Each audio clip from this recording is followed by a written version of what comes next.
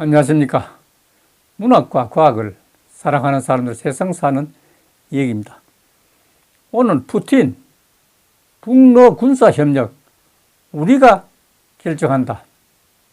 북한군 27, 8일 전장 투입될 듯 하다.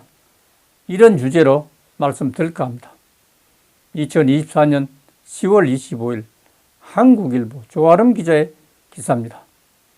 젤렌스키 우크라이나 대통령이 25일 러시아에 파병된 북한군은 27, 8일 전투지역에 투입될 것으로 예상했습니다. 푸틴 러시아 대통령, 북한과 러시아의 군사협력은 양국이 스스로 결정할 문제라고 재차 강조했습니다. 북한군의 직접 참전이 현실화할 가능성을 뒷받침하는 정황으로 푸틴도 북한군 파병을 사실상 인정하고 있습니다. 젤렌스키 대통령은 이날 텔레그램 계정에 올렉산드로 시르스키 우크라이나 총사령관으로부터 보고를 받았다고 하면서 러시아에 파병된 북한군이 27, 8일 전투지역에 투입될 것이라고 했습니다. 이는 명백한 확정이기 때문에 서방을 향해서 러시아와 북한에 실질적 압박을 가해달라는 요청이기도 합니다. 푸틴 대통령도 최근 북한군 파병을 부인하지 않았습니다.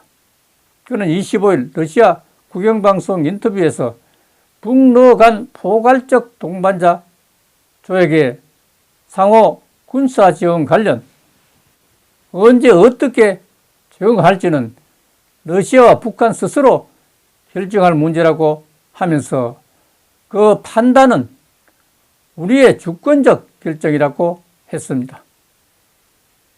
러시아에 파병된 북한군을 훈련시킬 총책임자의 러시아 국방차관이 임명된 것으로 전해졌습니다. 우크라이나 기후 인디펜던트는 우크라이나 국방부 정보총국은 이날 러시아 장성 3명과 장교 500명을 포함한 북한군 1만 2천 명이 파병했다고 밝혔습니다.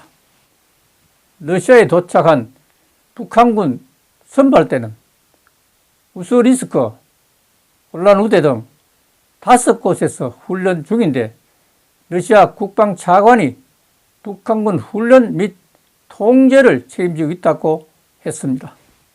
북한군은 러시아로부터 탄약과 침구류, 방한복, 위생용품 등 훈련에 필요한 물건들을 지급받았습니다.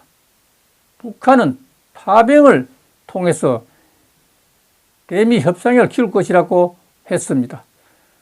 북한군 첫 병력이 최대 격전지 쿠르쿠스주에 배치되었다는 우크라이나의 주장은 국제사회도 예의주시하는 분위기입니다.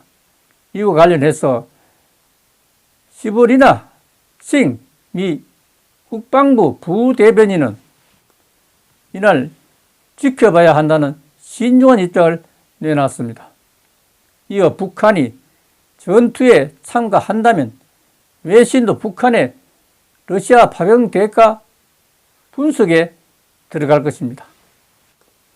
뉴욕타임스는 김정은 국무위원장은 생존의 길을 얻는 것이나 다름없다고 했습니다.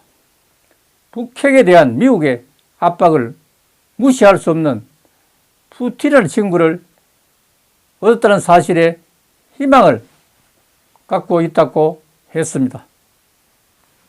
사실 북한 김정은은 지쳐 있습니다.